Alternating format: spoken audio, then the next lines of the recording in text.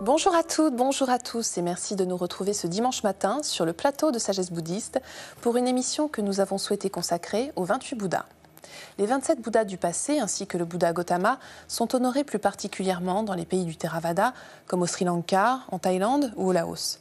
Ces êtres éveillés ayant atteint le plus haut degré d'éveil présentent de grandes similitudes tant dans leur parcours que dans la manifestation de leurs qualités. Quelles sont alors les conditions pour qu'un Bouddha apparaisse? Peut-on parler de chronologie? De quelle manière célèbre-t-on plus précisément ces êtres lumineux? C'est ce que je vous propose de voir dès à présent avec le vénérable Chandaratana. Vénérable Chandaratana, bonjour. Bonjour. Alors, vous dirigez le Centre bouddhique international qui se trouve au Bourget, c'est en banlieue parisienne. Oui. Vous êtes arrivé en France en 1981, vous êtes originaire du Sri Lanka et vous vous occupez aujourd'hui, donc outre ce Centre bouddhique international, de nombreuses actions humanitaires. Merci beaucoup d'être avec nous aujourd'hui, Vénérable. Merci d'être invité. Alors, Vénérable, tout d'abord, est-ce que vous pourriez nous dire si cette célébration des 28 Bouddhas est propre au pays du Theravada ou est-ce qu'elle existe dans d'autres traditions du bouddhisme?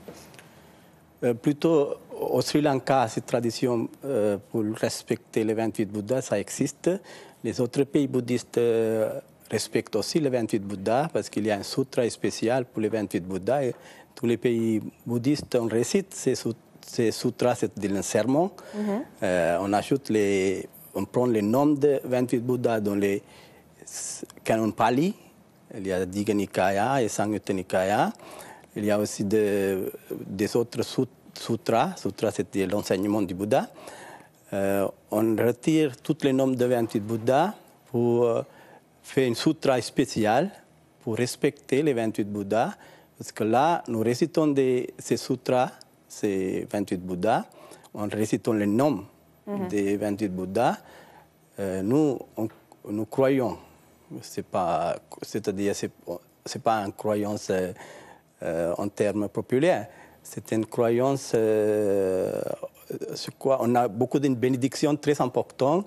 Si nous récitons ces 28 Bouddhas, il nous apportera beaucoup de bonheur parce que les 28 Bouddhas, ils sont servis beaucoup de manières au monde. Tout à fait. Et justement, est-ce que vous pouvez nous expliquer quelles sont les qualités de ces Bouddhas? Qu'est-ce qu'un Bouddha, de manière plus générale, Vénérable? Bouddha, ça veut dire, un Bouddha, c'est apparaître pour servir au monde. Ils ont des caractères importants.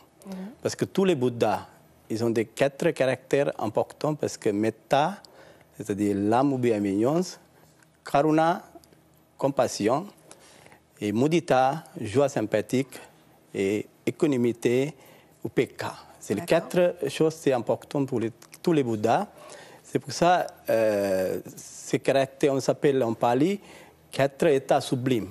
Donc on a bien compris que ces caractéristiques, on les retrouve dans chacun des 28 Bouddhas. Oui. Et est-ce qu'il existe des conditions particulières pour que ces Bouddhas décident d'apparaître?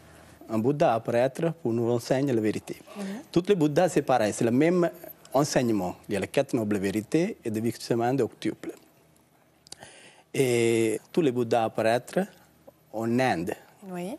Alors là, si les Bouddhas, 28 Bouddhas est apparu en Inde, et il y a encore beaucoup plus de Bouddhas en passé. Mais les 28 Bouddhas, nous avons connu le nom avec les sermons du Bouddha.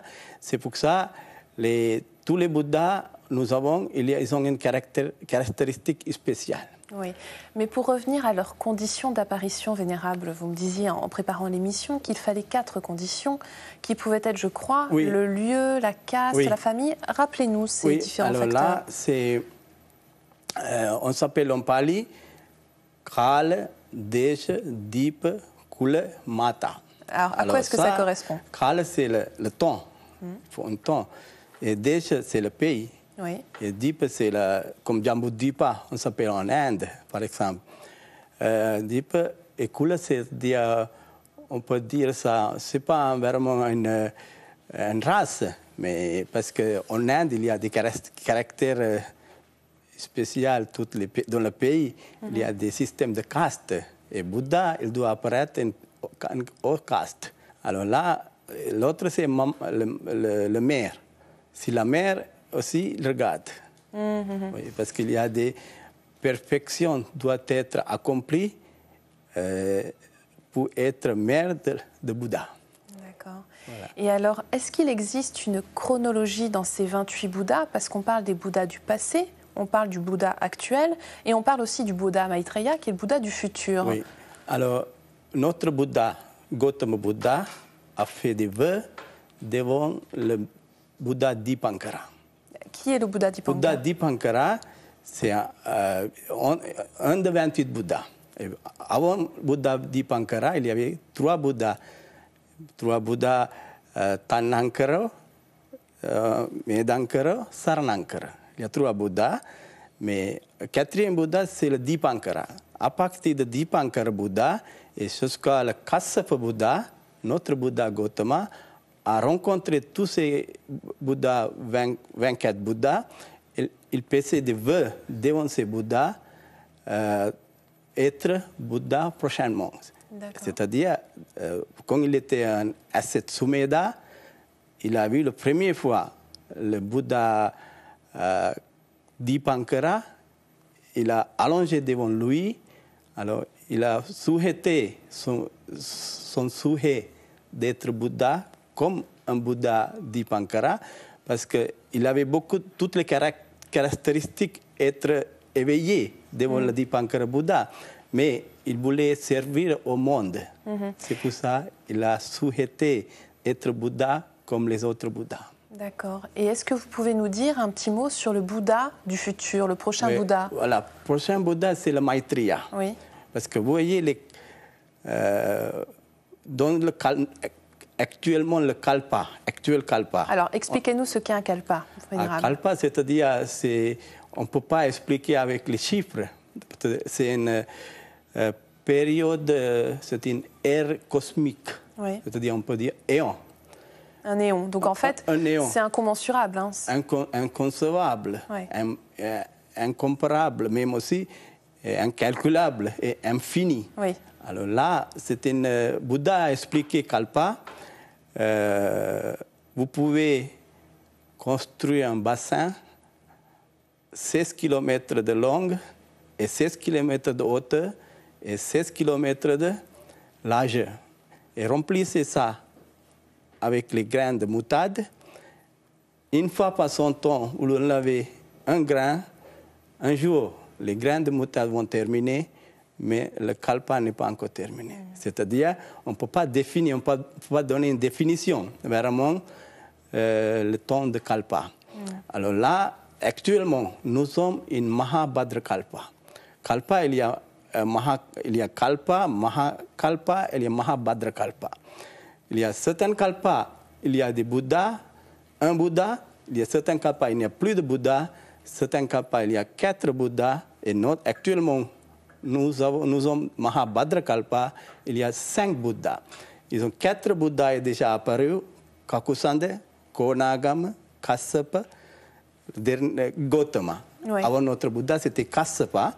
Et le prochain Bouddha, c'est le Bouddha Maitreya, c'était ma compassion. Bouddha de la compassion. Alors là, nous attendons, mais nous ne pouvons pas dire Maitreya Bouddha apparaître quand, peut-être encore milliers et milliers d'années après. Oui. Voilà. Mais alors, est-ce que vous pouvez nous dire un mot sur ces points communs entre ces différents Bouddhas, notamment dans leur parcours? Parce que ce que l'on peut dire, par exemple, c'est qu'ils sont tous issus de familles princières, ils ont tous mangé une certaine nourriture à un moment donné, ils ont accompli aussi des miracles, même si les Bouddhas ne sont pas censés accomplir de miracles. Tous les Bouddhas, parce que notre Bouddha est né à Lumbini, mais les autres Bouddhas aussi, ils sont nés à un autre endroit comme ça. Ils ont aussi quitté le palais, et aussi ils ont enseigné le Dhamma pour 5 à 7, mais ils ont enseigné aussi le Sutra Dhammacakka, et aussi ils ont beaucoup de caractères. Tous les Bouddhas, c'est semblable. Il n'y a pas différent. Mais on ne peut pas définir parce que nous parlons de code Bouddha. On dit que c'est très. Gautama Bouddha, son code c'est 80 mètres. En vérité, Bouddha, il est un être humain. Bien sûr. Ouais. Mais on parle de 80 mètres de hauteur, c'est-à-dire on ne peut pas définir le caractère du Bouddha, même si on construit une statue du Bouddha à 80 mètres, même on ne peut pas, définir le caractère du Bouddha parce que c'est infini. Donc il s'agit là plus de chiffres symboliques. Voilà, c'est ça. Alors, Vénérable, j'aimerais qu'on termine cette émission en parlant des célébrations, des commémorations pour ces 28 Bouddhas, aussi bien en France d'ailleurs qu'au Sri Lanka. Pourquoi est-ce que c'est si important pour les gens de venir prier ces 28 Bouddhas? Ça, c'est très important parce que nous organisons cette cérémonie plutôt pour respecter les 10 paramis de Bouddha. Alors, dites-nous rapidement en quoi consiste. Les 10 paramis, ça veut dire il y a 10, tous les Bouddhas doivent être accomplis, ces 10 paramis. Oui.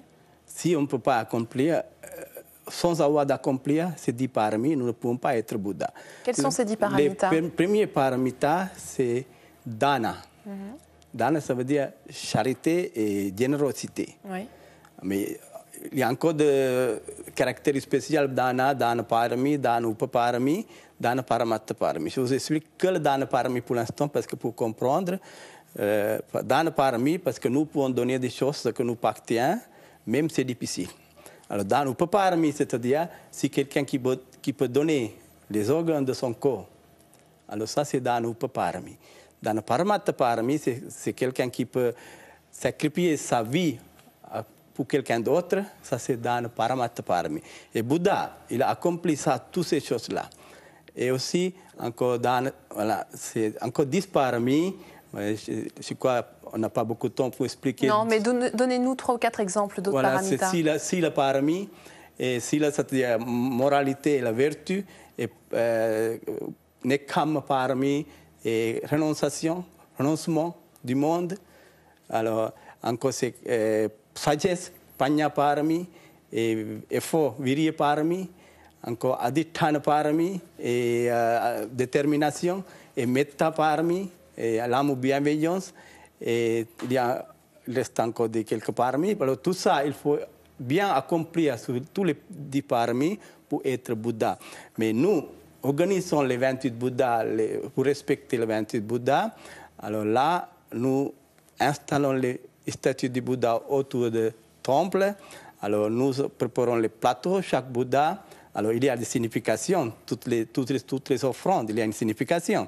Alors là, c'est pour respecter ces 28 Bouddhas parce que nous espérons avoir des bénédictions des 28 Bouddhas. C'est aussi une question de transmission spirituelle, hein. Oui, c'est très bien important. Sûr, bien sûr. Et d'ailleurs, alors je signale, Vénérable, que vous-même vous organisez donc cette fête des 28 Bouddhas dans quelques semaines. Ce sera la grande pagode du bois de Vincennes. Oui, chaque année nous organisons. Cette année, nous allons organiser la cérémonie des 28 Bouddhas le mois de juillet, vers le 20 juillet à peu près. Un dimanche. Merci beaucoup, Vénérable Chandaratana, d'avoir été avec nous aujourd'hui. Oui, merci, parce que vous nous avez invités pour une émission très importante. Et si vous souhaitez en savoir plus, nous vous conseillons le livret Les 28 Bouddhas, sur lequel nous nous sommes basés pour préparer cette émission, distribué par le Centre bouddhique international du Vénérable Chandaratana. La revue trimestrielle Sambodhi, diffusée également par le Centre bouddhique international. Et enfin, les 2 premiers tomes du Sutta Pitaka, appartenant au canon Pali, le Digha Nikaya ainsi que le Majjhima Nikaya, 2 ouvrages traduits et commentés par Mohan Vijayaratna, publiés chez Lys Éditions. Il s'agit de la première traduction intégrale en français de ce texte fondamental. On y retrouve essentiellement des récits qui rapportent les entretiens du Bouddha avec ses interlocuteurs, aristocrates, brahmanes et chefs religieux. C'est la fin de notre émission. Vous pouvez la revoir pendant toute une semaine sur le site internet de France 2 en consultant pleuse.fr, rubrique France 2. Merci à tous de votre fidélité. Je vous souhaite une très belle journée.